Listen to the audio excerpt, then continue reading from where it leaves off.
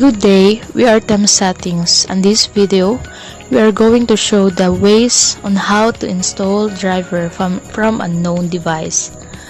So let's start. Right click Windows Start, click Device Manager. In Device Manager, click Unknown Device, right click and select Properties. In Unknown Device Properties, go to Details under Property, select Hardware IDs.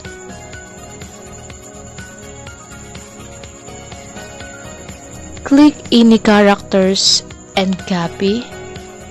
Go to Google search bar and right click, then paste. Click Unknown Device Driver for Windows. Just download driver identifier.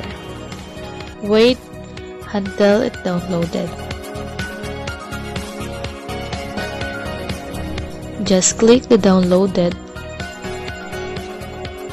Click I accept and click next. Wait for a moment to install, so it's done. We successfully installed drivers from unknown device. That will be all. Thank you for watching.